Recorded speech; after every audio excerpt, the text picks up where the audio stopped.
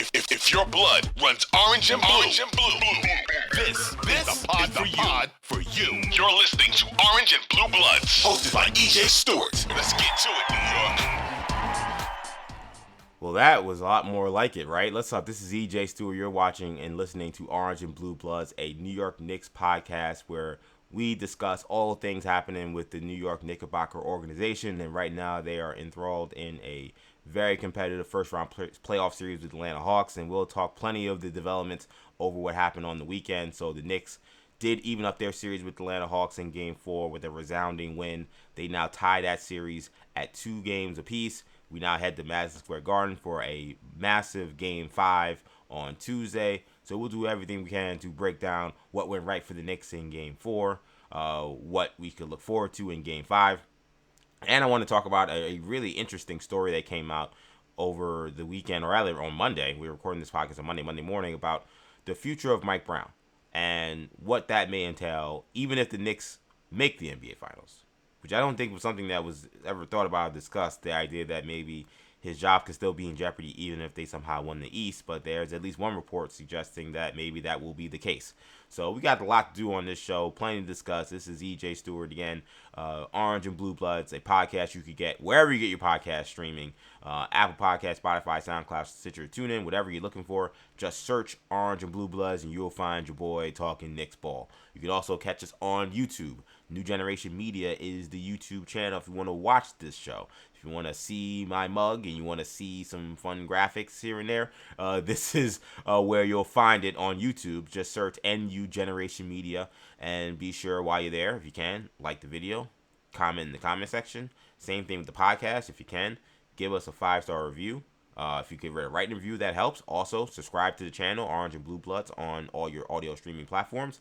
And hit auto download. All those things help the podcast continue to grow. So if you want to keep seeing your boy doing this Knicks content stuff, make sure you do all those things, including subscribing to the podcast, hitting auto download, giving me a 5-star review. All those things certainly help. So let's get right to it, man. We got a lot to talk about. We got to talk about what happened in Game 4. So the Knicks, with a resounding victory again in Game 4, they evened up their series with the Atlanta Hawks at 2 games apiece after beating Atlanta 114-98. This game really wasn't that competitive. This was a game where the Knicks got ahead early. They had a double-digit lead going into halftime, and outside of a couple of maybe wobbly moments in the third and fourth quarter, they pretty much took care of business. This was not really again a competitive game. And one of the things we talked about a ton with this team was going to be the adjustments from Mike Brown and what had to happen. Now, it wasn't like we saw all the adjustments maybe people were calling for, because people were asking for a different starting lineup. Mike Brown had teased that maybe a lineup change was happening, but that did not happen. We came out with the same starting lineup. People were asking for no time on the floor in which Jalen Brunson or Karl-Anthony Towns is not on the floor, whether they're both on the bench. That did not happen. We did see at least one moment, maybe multiple, especially towards the end of the game. Obviously, there were multiple moments, but there obviously were moments where they were on the bench together. Now, it wasn't as long as it was in the previous 2 games, but that did happen in this game. And so those adjustments didn't change per se, or at least not change in a major way. There were some other adjustments, though.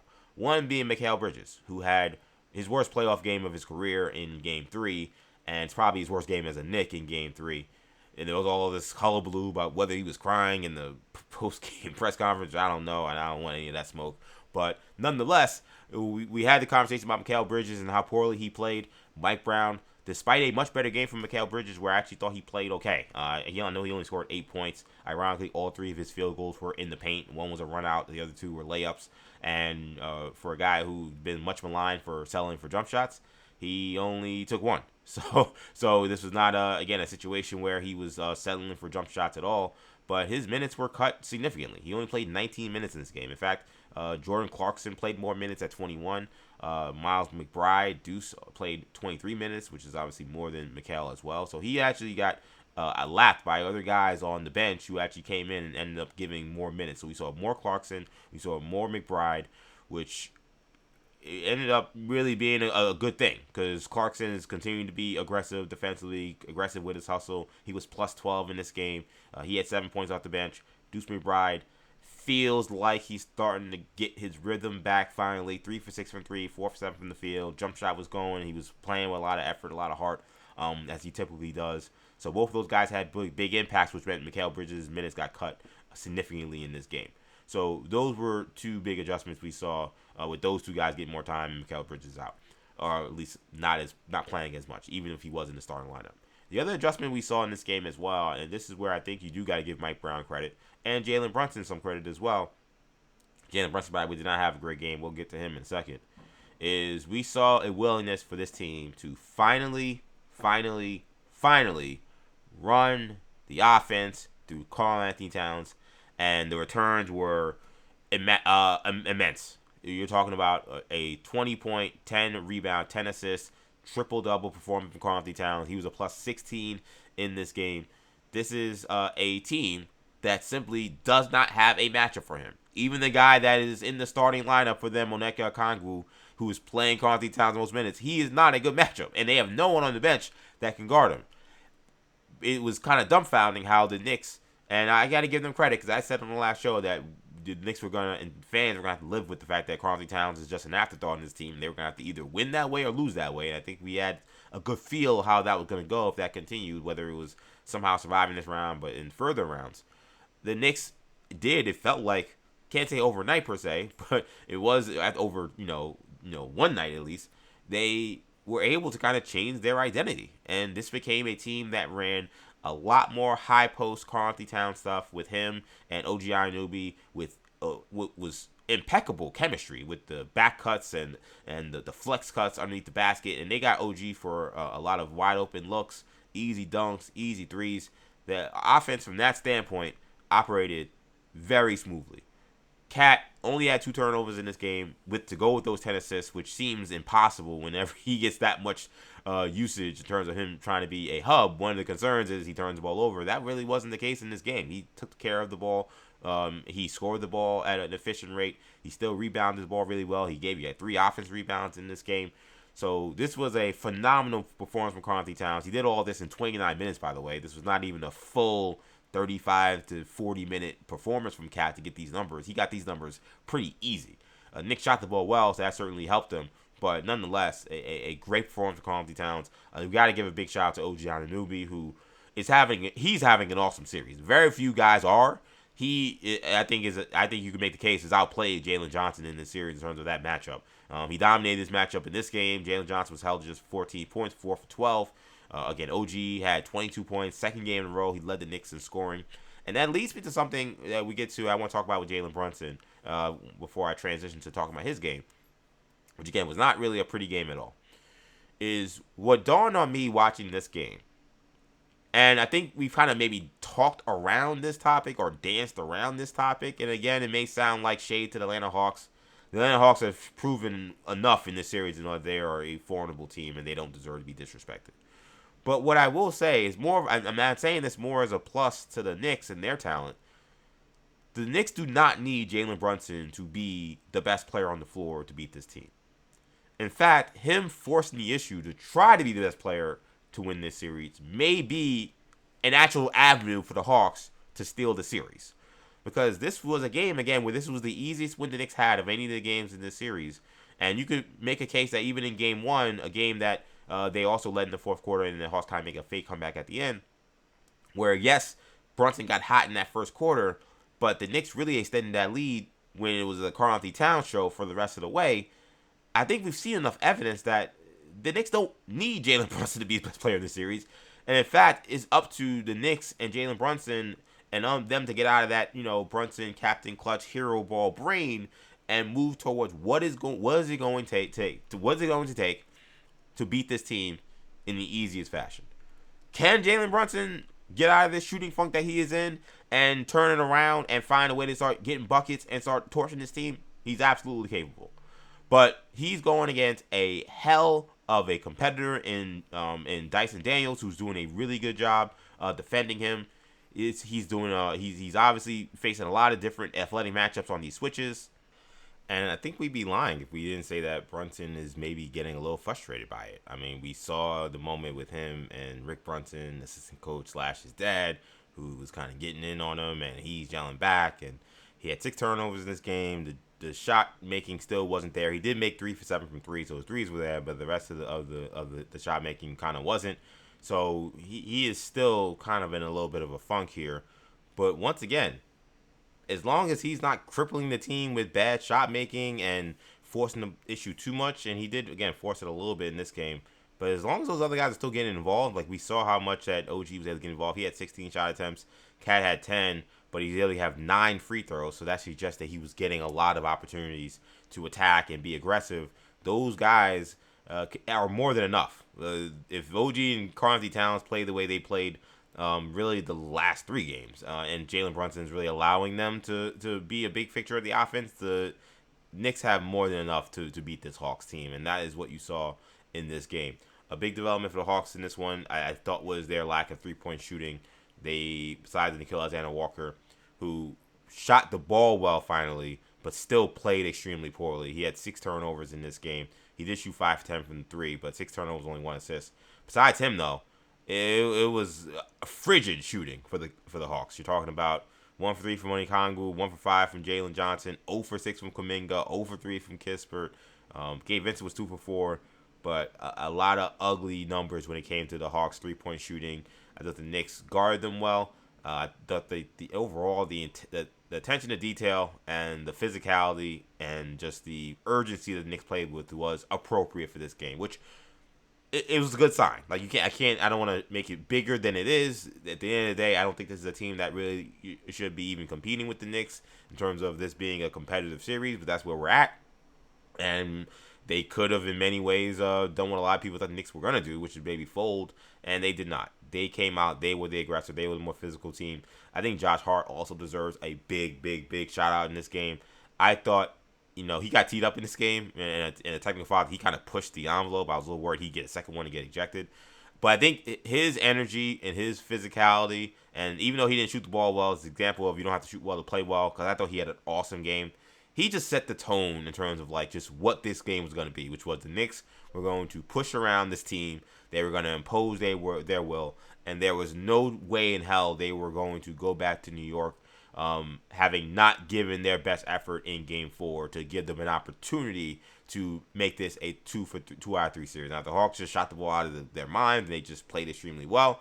Then if they outplayed them, they outplayed them. The Knicks were not going to be outworked in this game and out-physical in this game like they were for Game 3. And that, I thought, tone was set by Josh Hart. It was followed by so many other guys like OG, like Cat, like Mitchell Robinson, who had a really nice bounce-back game. He only played 15 minutes in this game.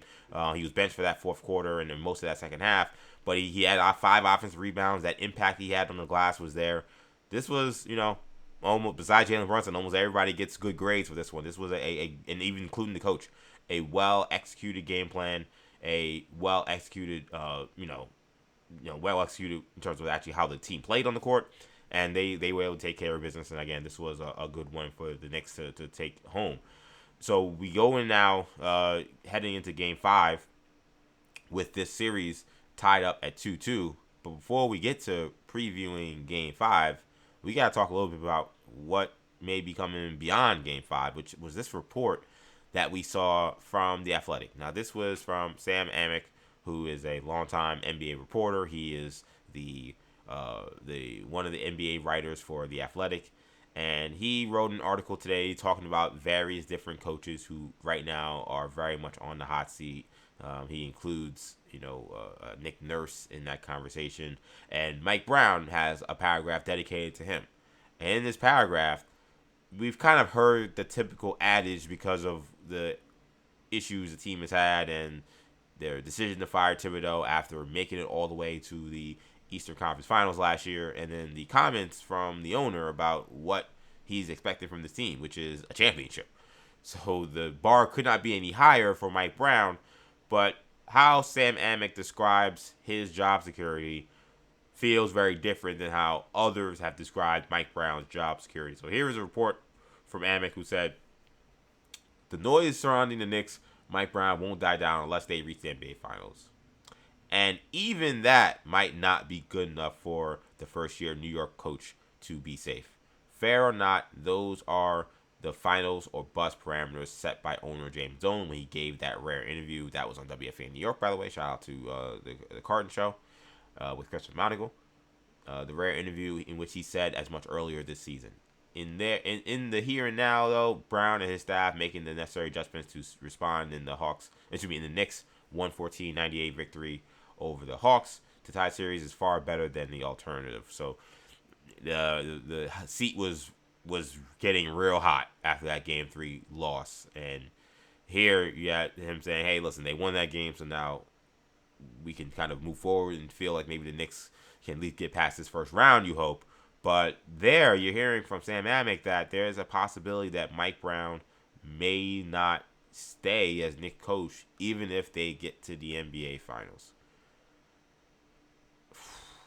It's so tricky, like, cause I hate to do, cause I don't know, cause again, these are like when we're talking to hype. First of all, I don't even like this conversation.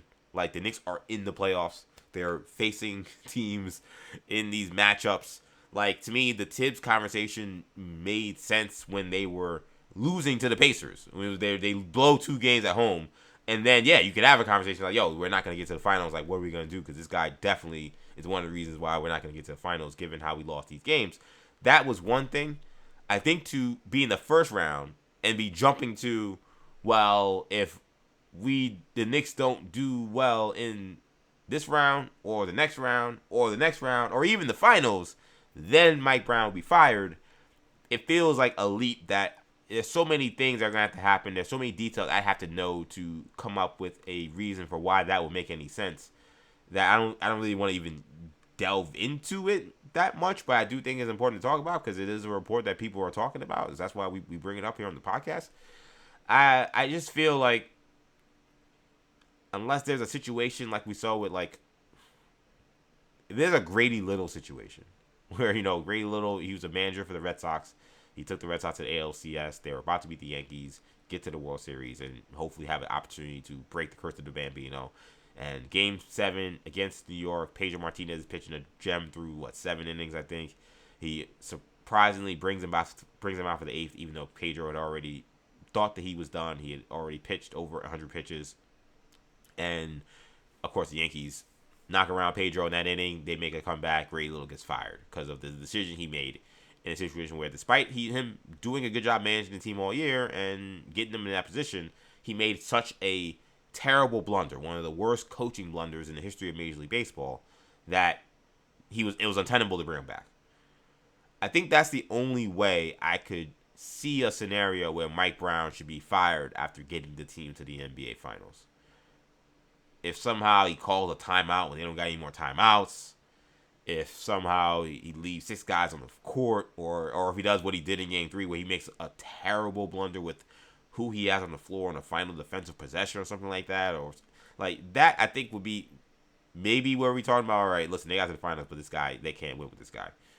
I find it hard to believe that they could get to the NBA Finals, perform admirably. Like, if they play the Thunder, like, there's a reality they may just lose in 5 games, but like perform admirably, like, it's not a coaching thing. They're just other teams better, or they lose a tight, close series, and then that the coach gets fired. That just feels a little ridiculous.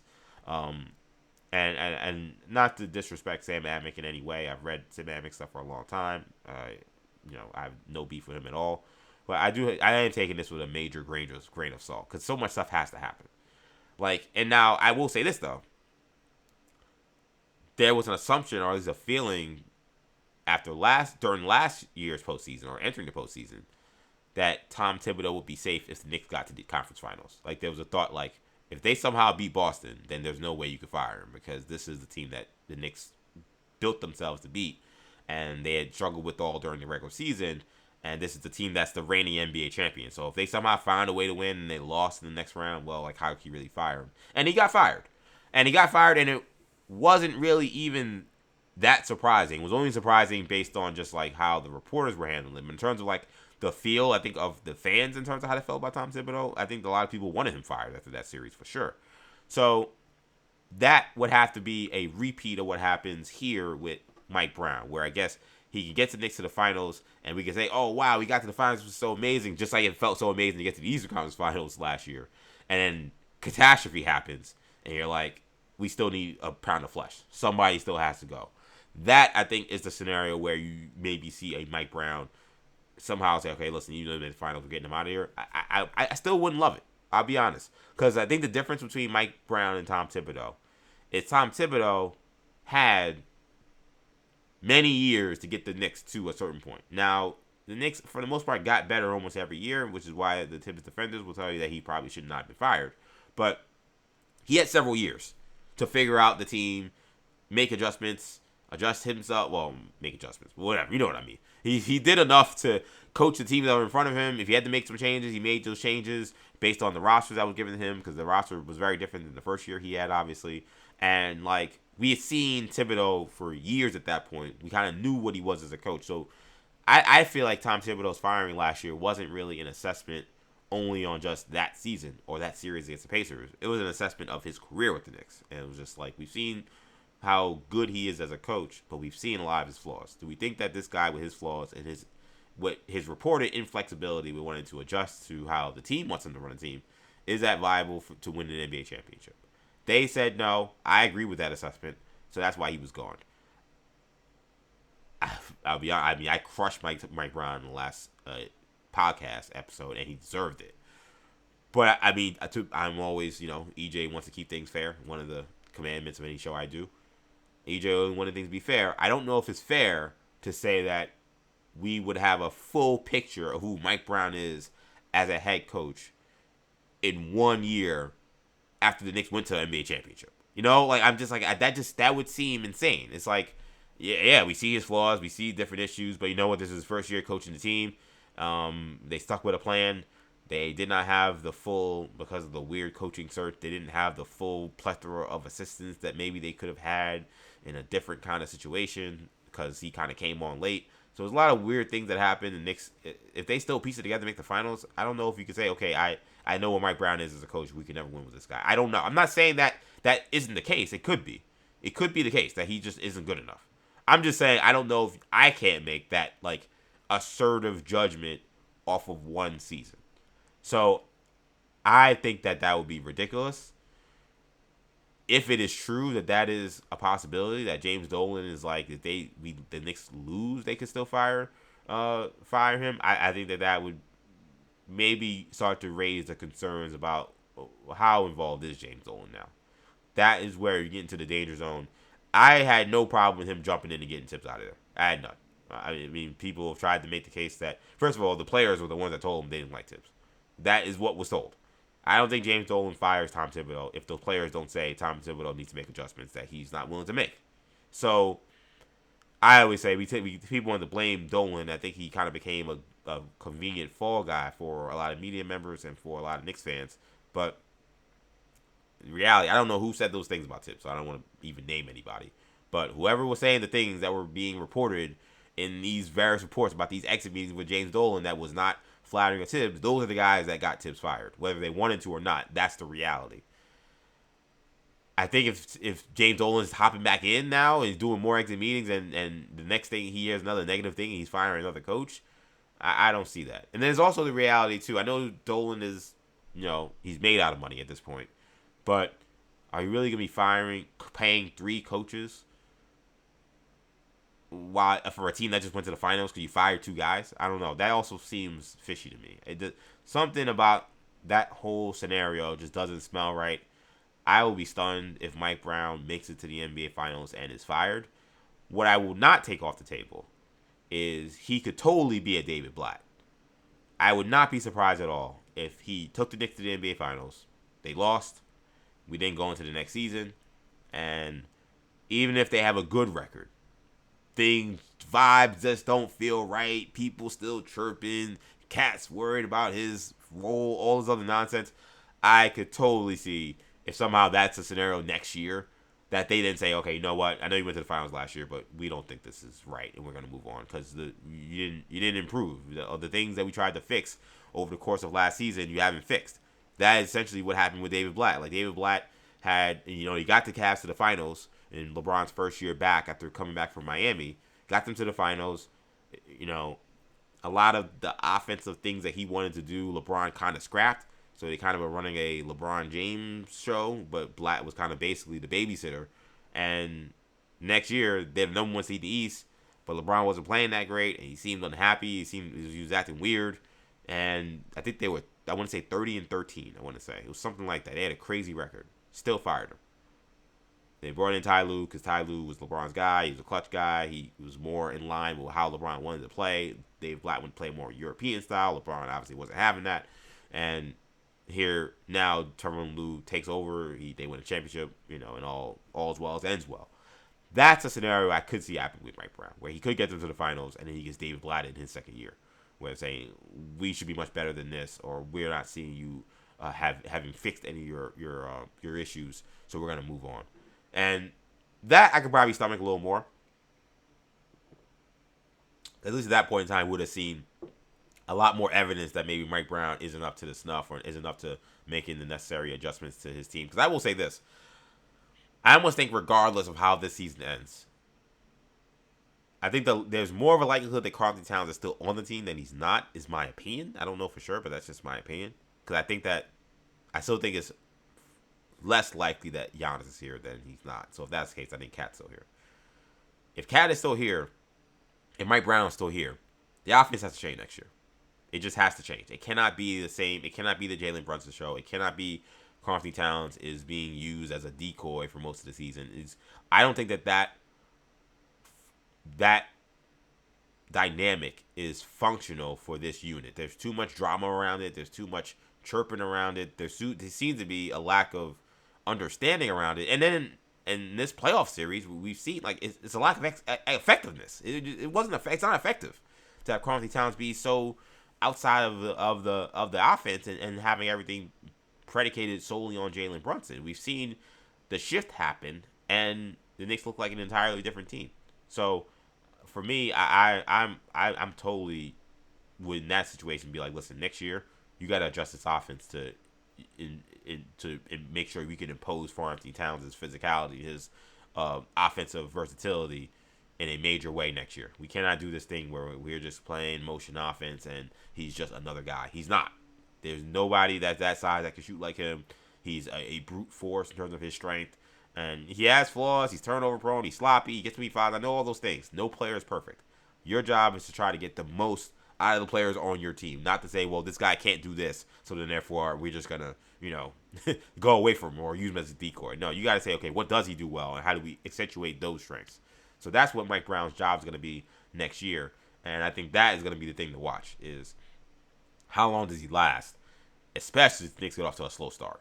I think the rope at that point will be very, very short. I talk about the assistant coaches as well. Watch for a big time assistant maybe to be added to this staff that could be an associate head coach that then could take over if things go bad. I don't know who that person is. I don't even want to name a name because I don't know. This is all me speculating. This is all just me, just the years of following basketball telling you how these things typically have worked. Watch for Mike Brown to add somebody, maybe somebody that gets pegged as an offensive coordinator because they realized the Knicks offense wasn't as good as they thought it was going to be. Somebody that's going to be pegged as a guy that, he's going to come in and fix the offense and whatever. And it's not going to be somebody that Mike Brown necessarily wanted to hire. Or maybe it is. They may spin it that way. But either way, it's going to be a guy that the Knicks will feel comfortable about if somehow they had to fire Mike Brown, this guy had to take over the rest of the way. Look out for that. That would be the thing I look out for. I'm not looking out for him being fired in the offseason if they make the finals. That's something I don't foresee happening. But again, we do got a series here that I don't want to lose sight of course. So the Knicks are playing in the series right now. They again beat the Hawks on Saturday. So now you got Game 5 at MSG Tuesday 8 p.m. On NBC or at Madison Square Garden. The Knicks are at a point now where this is a weird spot for the favorite to be in because this is Game 5s are pivotal. When series are tied 2-2, the team that wins Game 5, I want to say I think it's around 70% of the time they win the series, which makes sense. It's best of 3 essentially at this point forward. So this is a crucial game. But I think it's always weird for the team that's like the heavily favored team coming into a series because I think that at least I feel like I don't know if I would call this a must win.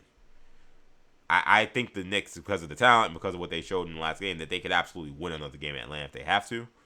But you don't want to get to that point. And on the flip side, if you're watching what's happening with the series that's on the Knicks side of the bracket, the Celtics and the Sixers, that series looks like it's about to be over pretty soon. The Sixers tried to bring back Joel Embiid. It was a terrible, terrible, terrible disaster. Did not work the way they planned it to. And now they had the Boston down 3-1. Embiid didn't look good. I don't know if he's going to get any better from this point on. I don't feel good about the Sixers extending that series to 6 games. So if you're the Knicks, I think the importance of winning this game is try to get these guys out of here. Win this game in Madison Square Garden. Get back to Atlanta for what will be a tough Game 6. I'm not going to sit here and tell you that, they're going to walk into Atlanta and just have a cakewalk. I think Atlanta has shown that they're a very good home team. They've been great in the second half at home playing in that building. And that they have some decent defensive matchups for Brunson that have bothered him in this series. Brunson also kind of had to tweak his ankle at one point in that game. He left and came back. Never quite seen that right. Then he bumped somebody, ran into his knee, so then he was limping with the knee. So this has been a series. We need to get Brunson out of this series and get him on to the next one. We need to get past this team. I think the matches against Boston are a lot more favorable. Going up, I mean, they'll probably try to put Jaylen Brown on him. I think that's a mistake if the Celtics do that, but I don't want to get too far ahead.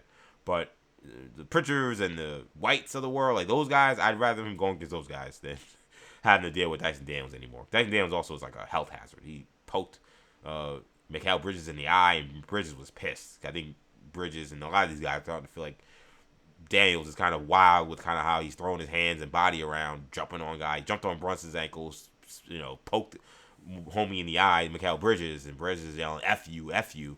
I think he's feeling a lot more like the Eastern Conference version of Lou Dort, where it's like this guy playing football or basketball. So next guy just get out of this series. That's where the importance of this game is to me. Of course, this series is in the balance. I also want to make it like, we got to just get past this team and move on because they got to actually win the series. The Hawks are very live here still. But that's the importance of this game. And I don't think you want to get this at Game 7 if you have to. You want to try to make this as easy as possible. I think the Knicks definitely found some money when it came to defending CJ McCollum. I thought that was a huge difference in this game as well. Not something we mentioned at the top of the show. But McCollum, now he did have a good shooting night. Not from 3. He still, like everyone, struggled from 3. He also struggled from the free throw line. He's 1 for 3. He's been not good from the free throw line for a lot of this series. But he shot 8 for 15. But shots were a lot harder. He only had 17 points. And he had 4 turnovers. And, again, Josh Hart's defense, whether it was on him or Nickeil Alexander-Walker, I mean, he has been a terror. This is the best defense I think I've seen Josh Hart play in a playoff series that I can remember. I always talk about how I think Josh Hart's kind of an overrated defender. I think that in the numbers, I think bear that out. He's kind of above average. He's not been above average in this series. He's been awesome. He's been extremely disruptive. He was disruptive against both Nickeil Alexander-Walker and McCollum. He ripped both of these guys. The rip on Alexander-Walker was crazy. Walker was just coming up down the court, and he just ripped him, took it and dunked it. One of the staple moments in the game in that first half that I thought really kind of set the tone for the fact that the Knicks were not going to lose this game. They've definitely found something with Josh Hart. He has to remain the matchup on CJ McCollum, keep being physical with him. I thought the Knicks overall did a good job. Reggie Miller, who actually was okay during this broadcast because the Knicks were winning, so he couldn't troll much. I thought when he talked about the play where McCollum tried to do a little snake action in that pick and roll, which he's had a lot of success with, Carl Towns just flat out lays him out. And you may say, okay, it's a dumb foul for Cat. No, that was a good foul. The Knicks had to start making this guy feel them. He just was playing way too comfortably out there. It was like he was playing out in an open gym or in the park. And he shot the ball well. He's a great shooter. He's going to shoot the ball well. But it just was a lot more difficult. He couldn't get as many easy shots. He had to take 15 shots to get to 17 points. They'll gladly take that. And they exploited him a lot more defensively in this game. Again, those back screens with OG Anunoby, getting them on some more switches and taking advantage of that. They did what we've been asking them to do, which is, I kept saying, you got to kind of make CJ McCollum, you're never going to make him unplayable because he's so good. He's been so good in the series, shooting the ball so well. But at least you got to make him a detriment on the defensive end. He was actually, causing havoc defensively the last few games. He's had all these strips and all these steals. He only had 1 in this game. Like, they did a much better job of attacking him on that side of the floor. So I think that's going to remain key. and finding ways to avoid, again, those one-on-one matches with McCollum and Brunson. I think showing him more bodies again. Everything they did in Game 4, I think, worked much better. And it forced these other guys to make plays. And what I want to see as well is, again, I want to see, don't go away from what worked. Like, I think the Call of Duty Towns pinch post stuff with OG Anunoby on those back cuts and OG Anunoby getting those corner threes and working out of that corner, that is money. And a lot of the reason why it's money is because they have to give so much attention to Jalen Brunson on the weak side. And they just cannot play off of him. They're going to give all their attention to Brunson. They're going to let OG and Cat play one-on-one. They're going to play those screens pretty honestly. With that being the case, there's going to be a lot of opportunities. And Nick got a lot of easy open looks with those guys. They got to go back to that. Because my thing is, if they start to adjust how they play those actions, if they start to switch, and they start to hedge over a little bit more, that is the opportunity then for Jalen Brunson to go back to being Captain Clutch.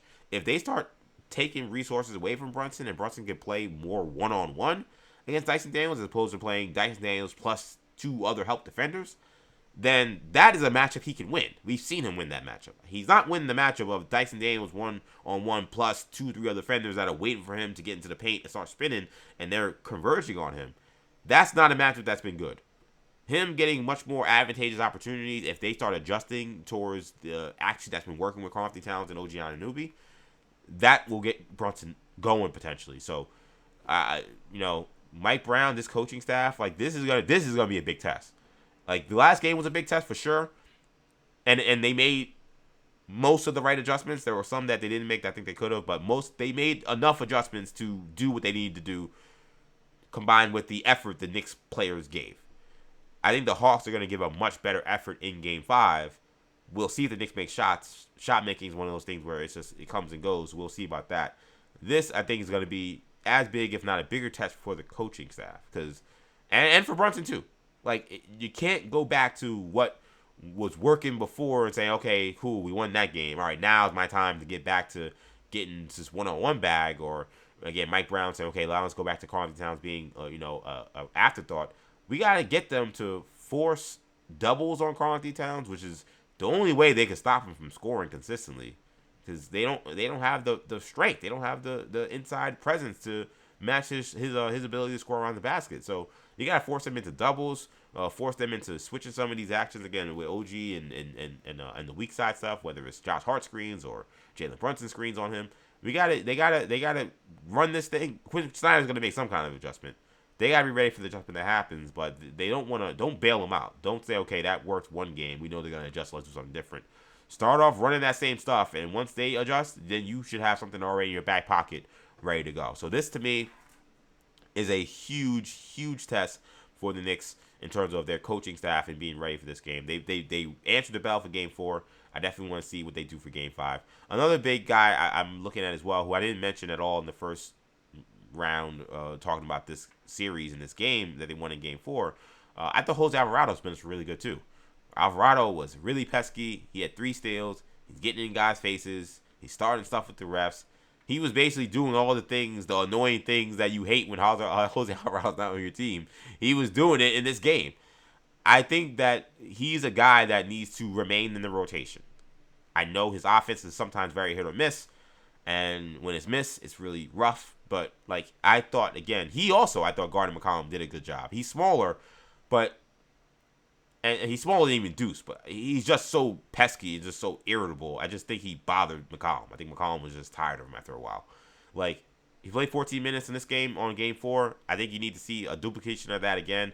And I expect him to be the kind of guy that will feed off that Garden crowd. He had a good Game 4. He was able to get into the heads of the Hawks a little bit. I expect him to come out in Game 5 and play really well. So I think Jose Alvarado will also end up being like kind of a little bit of an X factor in this Game 4. But this is Game 5. But this is a huge one, man. We're gonna see what the Knicks are made of. They answered the bell.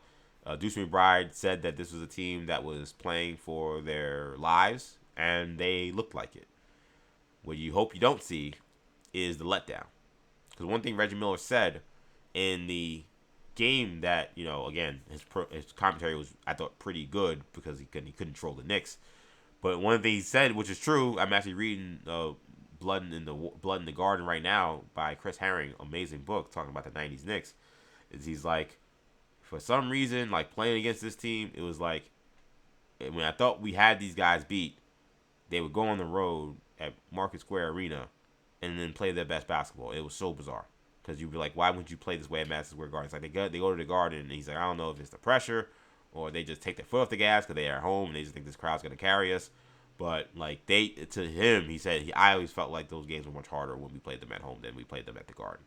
And that he said that's just been like a theme he's seen with the Knicks following them as a franchise, I guess, since the '90s. And that has felt in many ways true. Like with this team, like if you think about, let's just take the last 2 years. Like you think about how they performed in the playoffs last year. They won their first 4 road games of the playoffs last year. They beat what's the name? Detroit, winning 2 games on the road. Oh, I'm sorry. They won their first 5 games. I messed up. I shorted them a game. They won the first 3 games in Detroit. They then won the first 2 games in Boston. But they've had several in each series. In each series they've played in the last 2 to 3 years, devastating losses or blowout losses at the Garden. So I hope this will be another test, I think, about the Knicks' maturity. I thought Game 2 was a test about the Knicks' maturity, and they failed miserably because that was a game they were blowing this team out and then let the team come back and they win. They won. They lost the game. This is going to be another test of their maturity. You're a better team. You have found the ace in the hole that if they adjust to it in a radical way will probably force and create a lot of mismatches and a lot of more advantageous opportunities for you. Or you can just keep killing them with the same action. There's no reason to lose to this team going home and being able to go off 3-2. There's no reason. If they find a way to lose this game, that again will be another, even if they find a way to win the series, will be another alarming sign about this is a team that's supposed to win a championship. And they're facing a Hawks team that certainly has earned their right to be here, and they've played great. But at the same time, this is a team that does not have the same level of expectations that the Knicks do, and now they have an opportunity to close at home, and now you're putting yourselves back against the wall in the first round series that you were expected to win. So that's what's in front of the Knicks. We'll see how they respond. I think that they will respond well. I think that last game was a watershed moment for the team in a major way. I thought there was a lot of camaraderie. I thought there was a lot of focus. It just, again, besides Jalen Brunson, who continues to struggle, it felt like everyone else was locked in a major way. They were all ready to go, and they took care of business. So I'm hoping that they come out with that same energy, man. Like, just because you go into the Garden, the crowd will be different than it would have been if this was a loss. They will be ready to go. They'll be ready to get after these Hawks. The crowd will be there for you if you come out and do your thing. Keep your foot in the throat, man. That's what it's going to take. But now we got best of 3. We'll see how the rest of this series shakes out. It's going to be definitely a fun one to follow, as these NBA playoffs have been extremely unpredictable. I mean, you got the Lakers. I know they didn't compete this week, but Lakers are 3-1. We haven't really seen Kevin Durant much in that series. T-Wolves are down 3-1. Nuggets are down 3-1 to the T-Wolves. Kind of a mini brawl happens after the last game or towards the end of the last game. But no Ant Edwards moving forward in the series. No Dante DiVincenzo for the rest of the season. Shout out to Dante. A terrible hearing with the with the Achilles tear. The reverberating calf becomes once again the ugliest image we have in sports right now. So prayers to Dante. Hopefully he gets back healthy. It's rough given he's going into a contract year and now he's coming into an Achilles tear. Trying to recover from that is brutal. So very tough for him. I think Knicks fans all got a lot of love for Dante, so I hope he gets back healthy. But this is an unpredictable playoffs, man. That series is up in the air. Orlando's up 2-1 on Detroit. All this Detroit propaganda we've been hearing about, they are in an absolute dogfight. And for me, and this is maybe where it feels like Knicks rose-colored glasses. For me, Orlando looks more live in that series than the Hawks feel in the Knicks series. And they're both live. I think they're both of these series is like, this is, I think I know who the better teams are, but there's a toss-up. But I feel like the Magic, it's even more profound that it's kind of unclear who the better team is. Like, I think the talent discrepancy isn't that great, and they feel that.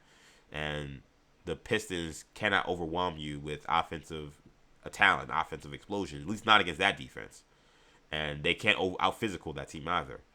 So it's a bad matchup. I totally undersold how the Magic could perform potentially. I just thought they were so disjointed as a team, and they were so against their coach that there was no way they could put it together in a series against the number one seed. I was dead wrong. They are very live in that first round matchup. So interesting developments in the 1A matchup in the East. Interesting developments in the 4-5 matchups in the West, where the team that was the 4 seed was a massive underdog because of the injuries, and now they are still in the driving seat despite losing last night. Big development in the 3-6 matchup where you got the 6 in the West in a position to maybe pull off an upset, but they have to do it without their star player and one of their key backcourt mates in Dante DiVincenzo. A lot of developments happening in these playoffs, man. We're going to keep following along. It's going to be a fun one, but we're going to, of course, always keep it Knicks here, and Knicks got to get this one in Game 5. So we'll have another episode of Orange and Blue Bloods after Game 5. It'll probably be the morning after. We'll break down everything that happens. I certainly hope we're talking about Knicks win. I don't even talk about Knicks loss. That's for damn sure. But wherever it is, whatever the case may be, you will hear your boy. I want to thank you guys for listening and watching Orange and Blue Bloods once again. If you're listening to the podcast, if you can give me a 5-star review, if you can write a written review, and if you can subscribe to the channel Orange and Blue Bloods, and if you can hit auto download, that helps us a ton. If you're watching on YouTube, you can catch us. New Generation Media is where you'll find the YouTube channel. Be sure while you're there, like the video, comment in the comment section what you thought about Game 4 and what you're looking forward to for Game 5. Also, what do you think about the report about Mike Brown potentially being fired even if Knicks make an NBA championship? I'd love to hear your thoughts. So get in the comment section, like the video, and of course subscribe to the channel New Generation Media. Of course, you also hit me up on social media as well. I'm on X, EJ_Stewart, on Instagram and TikTok, Action EJ. You want to hit me up, talk about the show, you can always reach me at those accounts. EJ_Stewart on X, Action EJ on Instagram and TikTok. That'll do it for now. Thank you guys so much for checking me out. For all the folks, all the Knicks fans, let's get this Game 5. I'm EJ. Let's go Knicks.